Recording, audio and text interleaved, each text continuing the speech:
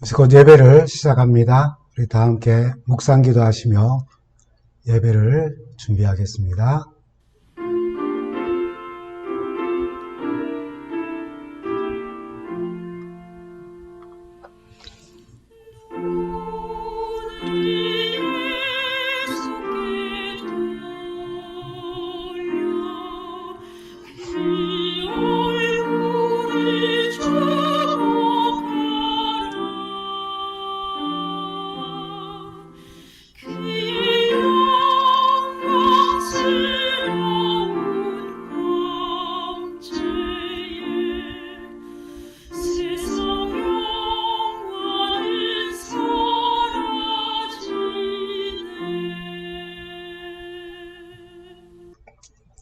성도 여러분, 한 주간 잘 지내셨습니까?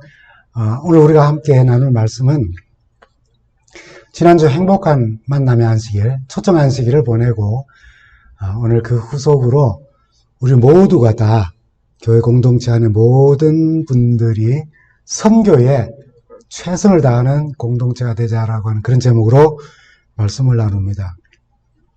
여러분 혹시 영화나 또 뮤지컬 연극에 모차르트와 또 살리에리의 삶을 그린 이 아마데우스라고 하는 그런 영화나 또는 연극을 보신 적이 있으실 것입니다. 이 작품은 창작물입니다. 어디까지나 실화를 바탕으로 하였다 할지라도 창작이며 실제 사실과 거리가 있는 내용을 담을 수도 있습니다. 연극, 영화, 드라마 아마데우스는 살리에리와 모차르트의 삶을 잘 보여줍니다. 특히 영화 아마데우스에서 살리에리는 모차르트가 가진 천재적인 음악성에 대해 항상 시기하고 질투하는 2인자로 모차르트에게 밀려 있는 2인자로 묘사됩니다. 반면에 모차르트는 그 누구도 따를 수 없는 음악적 능력을 갖고 있지만 살리에리의 그 질투와 방해 때문에 제대로 인정을 받지 못하고 죽음에 이르는 비운의 천재로 묘사되었죠. 오스트리아의 궁정 악장인 살리에리의 아버지는 음악이라고 하는 전혀 모르고 자식에게도 전혀 관심이 없는 사람이었습니다. 음악을 하고 싶은 살리에리의 꿈은 아주 아버지 밑에서 아주 멀기만 했죠. 그래서 그는 어린 시절부터 매일 교회에서 기도합니다. 자신의 음악으로 하나님을 거룩하게 찬미하게 해달라고. 결국 그의 앞길을 방해하기만 하던 아버지가 돌아가시고 살리에리는 피나는 노력을 통해 궁정 악장에 이르게 됩니다. 하지만 어느 날 그의 앞에 모차르트라고 하는 천재적인 음악가가 나타납니다. 그의 천재성에 감탄하지만 상대적으로 부족한 자신을 대비하며 질투와 열등감에 시달립니다. 모차르트는 자신처럼 하나님을 찬미하기는 그냥 오만하고 방자하기 이를 데 없었죠. 더군다나 부모를 잘 만났습니다. 그의 아버지는 음악의 조예가 깊은 사람이었고 어린 모차르트의 천재성을 알아보고는 일찍부터 음악 교육을 시키고 유럽 여러 나라에 순회 연주를 다니기도 했습니다.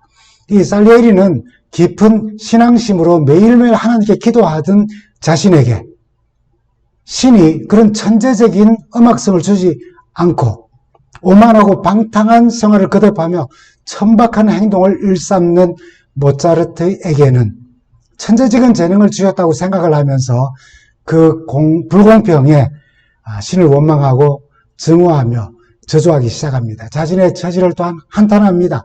그리고 그의 증오가 모차르트로 하여금 죽음에 이르게 한다는 그런 내용이죠. 비록 영화이며 창작극이지만은 이 살리에리의 모습은 우리의 모습이기도 합니다. 어릴 적부터 우리는 이미 이 세상에 뭔가가 이 공평하지 않는다는 것을 알기 시작합니다. 나보다 재능이 나은 친구가 있고 돈도 많은 친구가 있고 잘 사는 친구가 있고 성장하에서도 더 좋은 위치에 있는 주변 사람들과 친구들 자신과 비교하면서 왜 나는 저런 위치에 오르지 못하나, 왜 저런 저 친구에게 있는 금수저 같은 그런 좋은 부모를 나는 만나지 못했을까, 저런 집안에서 자라지 못했을까, 저런 재능을 왜 나는 타고나지 못했을까 하는 속상한 감정을 가지기도 합니다. 사실 죄로 얼룩진 세상은 참 불공평합니다.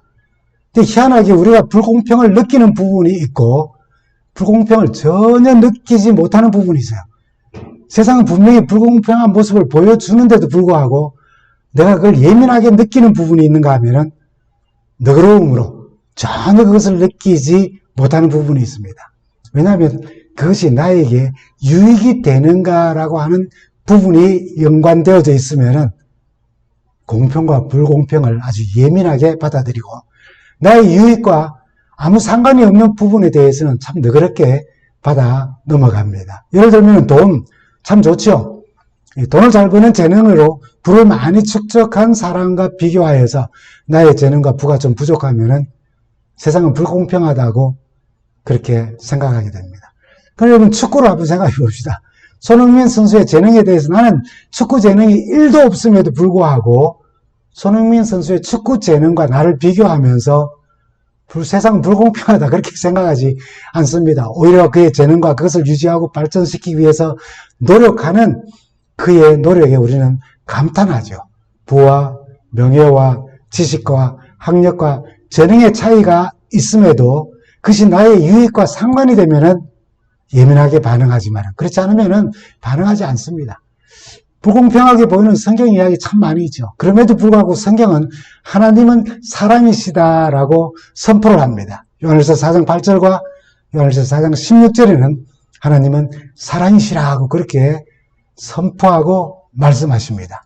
그러나 여러 가르침과 이야기 속에 하나님은 좀 불편한 분으로, 불공평한 분으로 묘사되는 것 같기도 한 부분들이 분명히 있습니다. 예를 들면 마태복음 20장에 한 포도원 주인이 포도원에서 일할 일꾼을 고용하면서 하루 일한 싹스를 나눌 때에 새벽부터 한낮 더위를 견디고 그 땡볕을 견디며 하루 종일 일했던 일꾼들이 받은 품삯이 오후 5시에 그러니까 딱 해그름이 와서 시원할 때 와서 1시간만 일한 사람들과 동일한 금액을 받게 됩니다. 당연히 그들은 불공평함을 느끼고 불만을 표출합니다.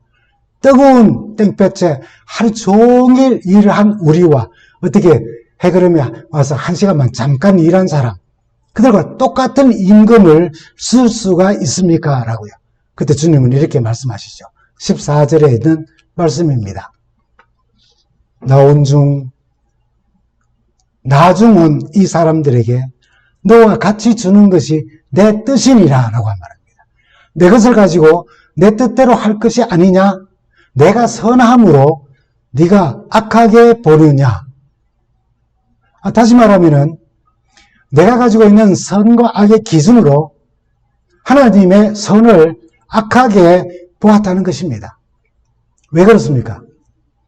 하나님의 유익이 아닌 나에게 오는 유익에 손실을 보았다고 생각했기 때문입니다. 누가복음 15장 탕자의 비유는 어떻습니까? 허랑방탕하여 거지가 되어 돌아온 동생을 위해 아버지가 잔치를 연 것은 그건 아버지의 마음이었어요. 그것을 아는 아들은 집에 들어가기를 거부하면서까지 격분합니다. 누가복음 15장 29절과 30절의 말씀입니다. 내가 여러 해 아버지를 섬겨 명을 어김이 없거늘 내게는 염소 새끼라도 주어 나와 내 벗으로 즐기게 하신 일이 없더니 아버지의 살림을 창녀들과 함께 삼켜버린 이 아들이 돌아오며 이를 위하여 살찐 송아지를 잡으셨나이다고요. 장남은 엄청난 섭섭함으로 불평합니다. 아마 누구라도 같은 기분이었을 거예요. 그가 아버지에게 표현한 자기의 심정 표현을 그대로 우리도 같이 느끼고 있다면 이런 섭섭함 우리도 동일하게 가질 수 있습니다. 그러나 아버지는 이렇게 반응하죠. 32절에 있는 말씀입니다. 이 내 동생은 죽었다가 살아났으며 내가 잃었다가 얻었기로 우리가 즐거워하고 기뻐하는 것이 마땅하다 하는 것입니다. 둘째 아들을 죽었다가 살아난 아들로 보는 아버지의 기쁨과 사랑을 자기 기준으로 봐서는 불공평한 처사로 보았다는 것입니다. 왜 그렇습니까? 아버지의 유익이 아닌 나에게 베풀어져야 했던 송아지 한 마리의 유익을 내가 얻지 못했다고 그런 생각했기 때문입니다. 하나님이 불공평하게 보이는 달란트의 비유 우리가 잘 압니다. 이 비유를 잘못 우리가 이해하거나 또 적용하면은 하나님을 불공평한 분으로 볼 수 있게 만듭니다. 여러분 잘 아시는 내용이죠. 이 비유는 관점에 따라 주님의 모습이 다르게 비칠 수도 있습니다. 주인의 모습이.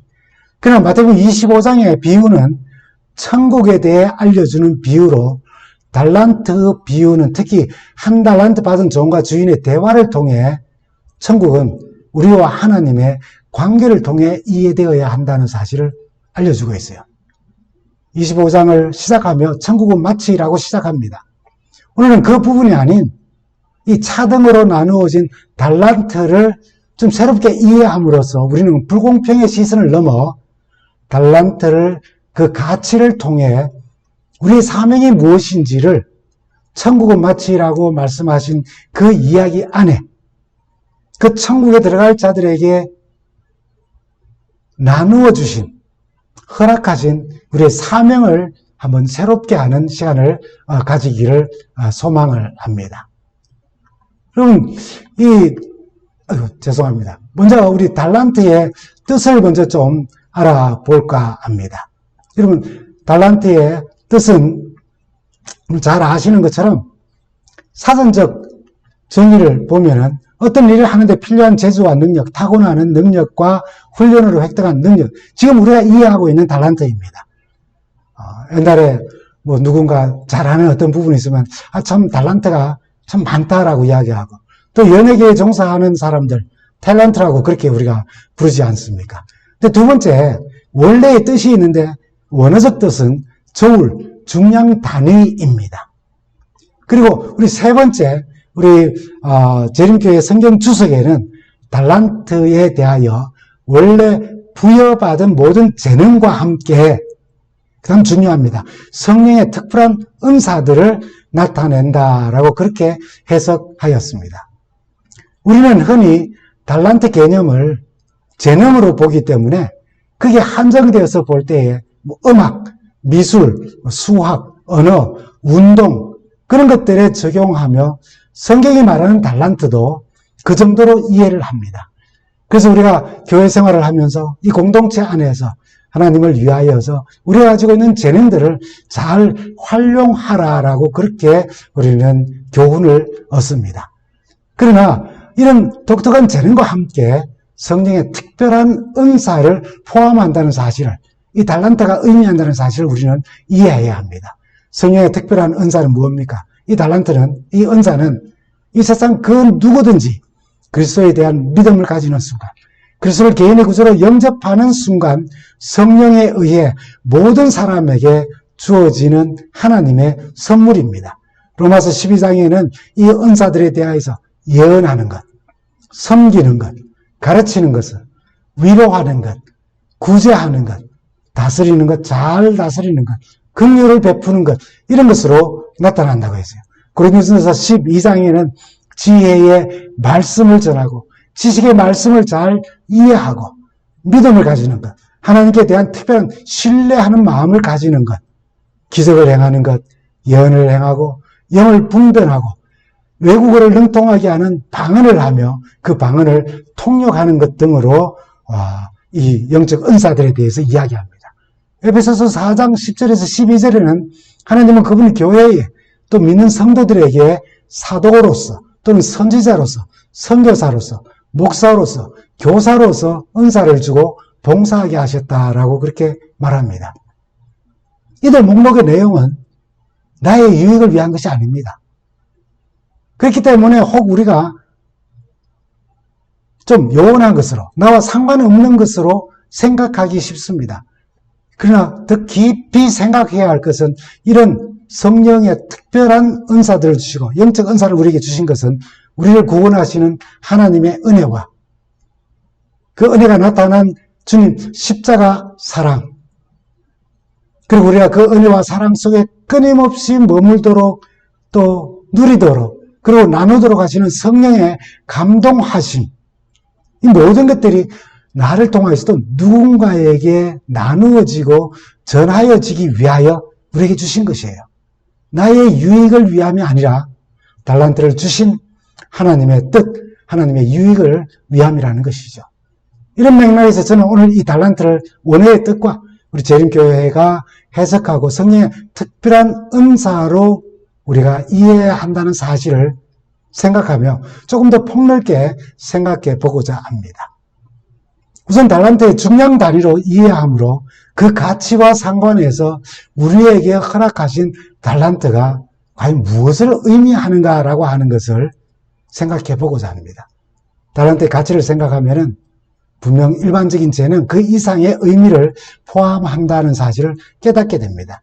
달란트의 가치를 생각하지 않고 5, 2, 하나라고 하는 숫자로 보면은 이 달란트를 주신 주인 예수님을 불공평한 분으로 볼 수 있습니다.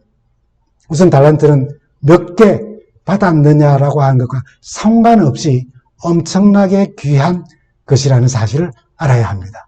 원래 달란트를 고대 세계의 가장 큰 무게 단위로 생각하고 그 의미를 한번 이해해 보겠습니다.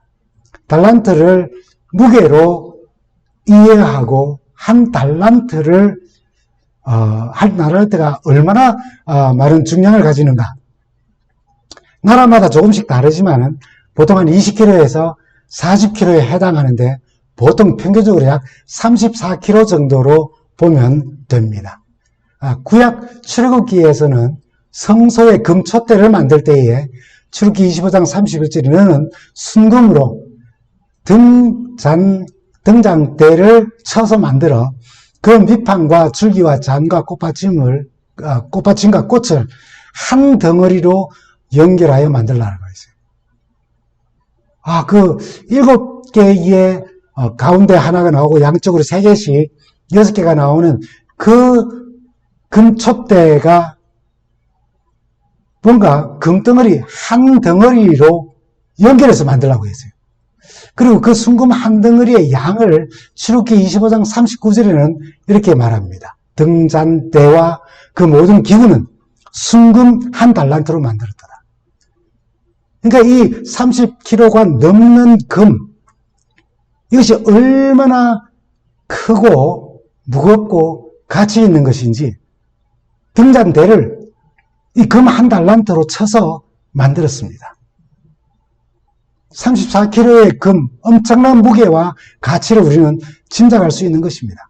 신약 말씀 속에 한 달란트의 무게를 가늠하게 하는 말씀은 계시록 16장 21절에 나옵니다.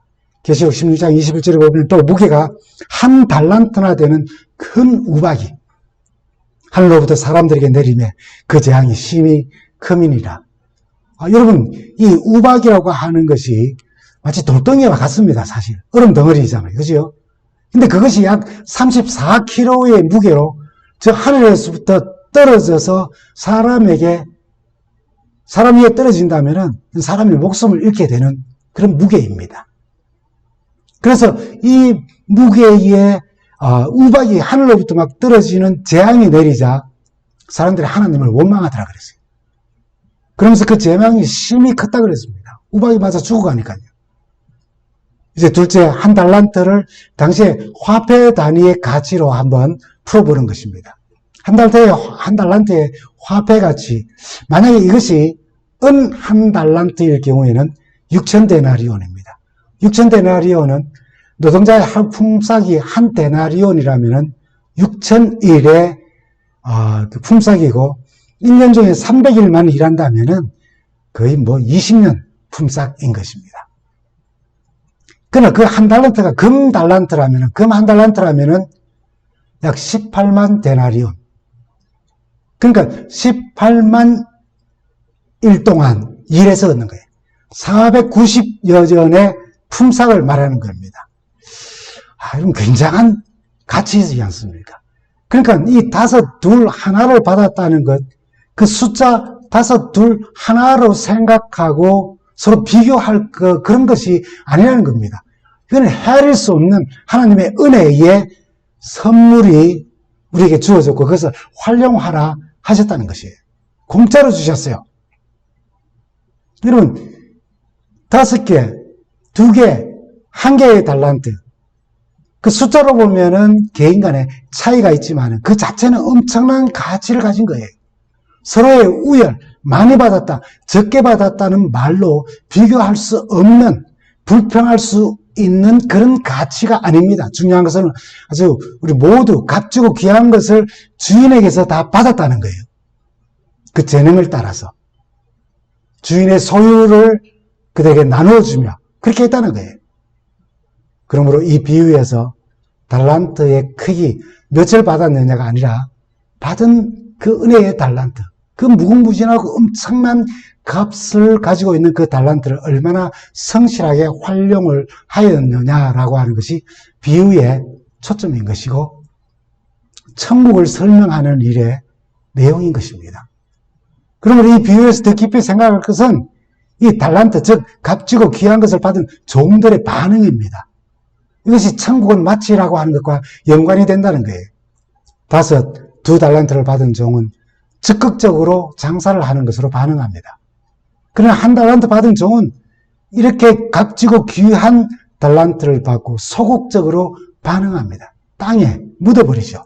주인이 준 값지고 귀한 달란트에 대해 냉소적인 반응을 보이고 그런 태도를 보이면서 성경이 말하는 대로 정말 악하고 게으른 종의 모습을 보여주는 것입니다.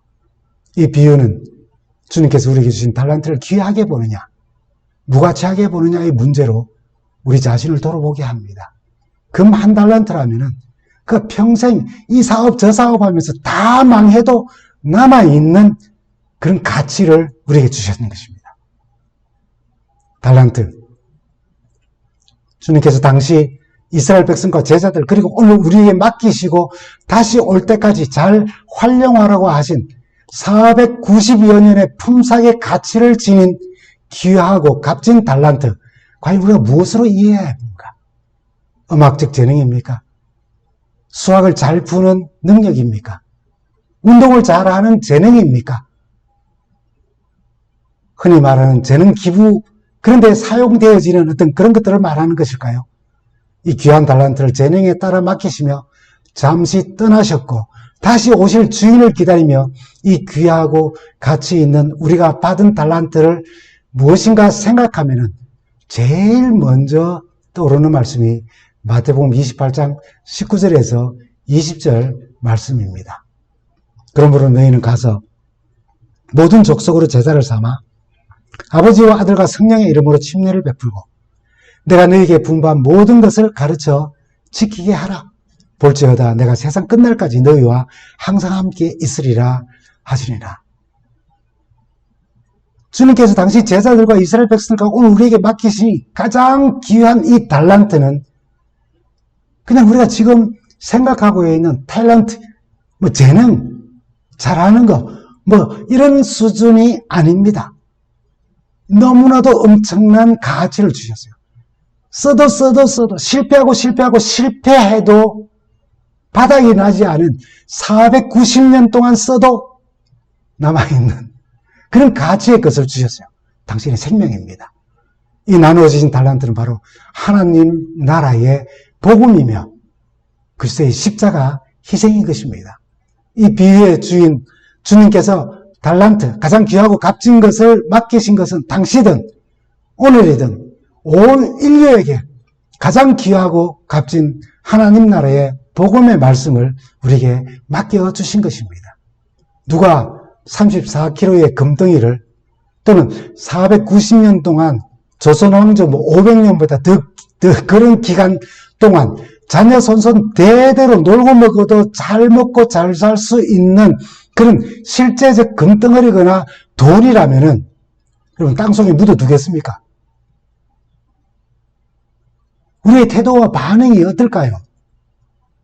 하나님 나라의 복음을 전하는 사명이라서 그 가치를 모르고 땅에 묻어두는 유혹에 우리는 빠지는 것입니다. 하나님 나라의 복음을 전하는 사명에는 고난도 따르고 어려움도 오고 힘든 일도 많고 오해도 받고 외로움도 있고 손해도 보아야 하기 때문에 우리는 그것을 땅에 묻어두는 것일까요? 그래서 본교의 성경 주석은 성령의 특별한 은사로서의 달란트라고 해석한 것 같아요. 성령의 특별한 은사를 받아 하나님 나라의 복음을 전하고 나누는 영혼구원 사역에 우리가 최선을 다하는 것입니다. 그게 바로 교회 공동체가 이 땅에 존재하는 이유인 것입니다. 그래서 바울은 고린도전서 12장 3절에 우리가 받은 성령의 특별한 은사를 이렇게 묘사를 합니다. 그러므로 나는 여러분에게 알려드립니다. 하나님의 영어로 말하는 사람은 아무도 예수는 저주를 받아라라고 말하지 못한다는 겁니다. 성령의 은사를 받아 성령으로 말하는 사람들, 또 성령을 힘입지 않고는 성령의 은사를 우리가 받아 누리지 아니하고서는 그런 일을 그걸 힘입어서는 또는 힘입지 않고서는 아무도 예수님 주님이시라고 말할 수 없다는 거예요. 우리 모두는 그리스도를 개인의 구주로 믿어 신앙생활을 할 때 이미 이 성령의 특별한 은사를 받았습니다. 성령을 힘입었기 때문에 예수는 주님이시다라고 우리는 말할 수 있어요. 우리가 만약에 성령의 특별한 은사를 힘입지 아니하면 그저 주시는 하나님의 선물로서 성령의 은사를 우리가 거절한다면 아무도 아주 단순한 한마디의 하나님 나라의 복음, 예수는 우리 주님이십니다. 우리를 위해서 십자가를 지셨습니다. 우리의 구세주입니다. 라고 하는 말을 말할 수가 없다는 겁니다. 비유중 5과 2달란트 받은 종처럼 하나님 나라의 복음을 받아들인 어떤 이들에게는 이 하나님 나라의 복음이 가장 귀하고 값진 것으로 여겨져서 그것을 나누고 전하며 주님 가신 길, 그 십자가까지 복음의 길을 따르지만 어쩔 수 없이 우리가 경험하게 되는 참 불편한 사실은 어떤 이들에게는 하나님 나라의 복음이 아주 하찮고 가치 없는 것으로 여겨진다는 것입니다. 그렇게 소극적이고 냉소적이고 무덤덤하게 받아들이고 땅에 묻어버리듯 외면하는 것입니다. 이 큰 사명을 말입니다. 하나님 나라의 복음 얼마나 귀하고 값진 것입니까? 이 달란트를 영혼 구원이라는 값진 사역에 우리가 사용을 해야 하는 것입니다. 자신의 재능이 없다고 생각하는 사람은 많지만 알고 보면은 개인별의 방향과 성향과 또 차이는 있을지 모르지만 누구에게나 하나님의 복음을 나누고 전하는 재능은 각자 다르게 다 있어요. 눈에 보이지 않고 소소한 것이라고 생각될지도 모르지만은 그러나 하나님의 복음을 나누는 또 하나의 재능들은 다 가지고 있는 것입니다. 왜냐하면 그것을 하나님께서 성령을 통해서 우리에게 맡기셨기 때문에 그래요. 그래도 한 달란트 받은 종처럼 핑계를 가지고 달란트를 땅에 묻어버릴 수 있습니다. 나는 전도주가 될 수 없다는 비슷한 그런 변명을 할 수도 있어요. 나는 외향적이지 않아. 그래서 사람을 만나는 게 막 무서워 라고 할 수 있습니다. 나는 성격상 또는 내가 좋아하는 일, 하고 싶은 일을 한번 생각해 보니까 복음을 전하는 선교나 전도 직접적으로 내가 나선다는 것은 참 하나님이 나를 그런 일에는 부르지 않은 것 같아 라고 생각할 수도 있어요. 나는 복음을 가르치기에는 성경 지식이 너무나도 부족해 라고 말할 수도 있고 생각할 수도 있습니다. 그럴지라도 교회는 여러 다른 5, 2, 1 달란트의 사람들이 모여서 모두가 선교에 최선을 다해야 하는 공동체인 것입니다. 전도의 사명은 우리가 순종해야 할 하나님의 명령인 것입니다. 전도가 힘들다고 생각되시면은 주님 말씀하신 가장 큰 2계명에 순종하는 삶을 살기를 시작하시면 됩니다. 마태복음 22장 37절부터 있는 39절까지 말씀입니다. 예수께서 이르시되 네 마음을 다하고 목숨을 다하고 뜻을 다하여 주 너의 하나님을 사랑하라 하셨으니 이것이 크고 첫째 되는 계명이요 둘째도 그와 같으니 내 이웃을 내 자신같이 내 몸처럼 사랑하라라고 하는 것입니다. 하나님을 사랑하고 이웃을 내 몸처럼 사랑하는 것, 그것이 전도의 시작입니다. 그것이 우리도 모르게 무언가로 나타나는 것입니다. 그것이 바로 하나님 나라의 복음을, 그 말씀을 전하는 행동으로, 삶으로 전하는 거예요.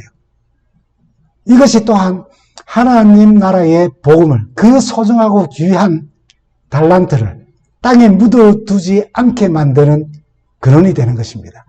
그렇게 서로를 사랑하며 5은 하나를 격려하고 최선을 다하게 하고, 하나를 가진 종은 5에게서 배우며 최선을 다하며, 2 가진 사람은 나는 하나에 가깝다고 낙담하지 않고 5으로 산 사람처럼 최선을 다하는 것입니다. 교회는 참 다양합니다. 5, 2, 1 달란트 받은 사람들이 함께 귀한 하나님 나라의 복음을 전하며 나누며 우리 공동체의 사명을 이루어가는 사람들입니다. 이 사명을 저버리고 땅에 묻어두는 사람 한 사람도 없기를 제가 정말 진심으로 바랍니다. 서로 사랑하며 모두 전도에 최선을 다하는 아름다운 신앙 공동체로 받은 바 달란트를 잘 활용하면서 사명을 이루면서 다시 오시는 우리 주님을 뵙기를 간절히 바랍니다. 감사합니다.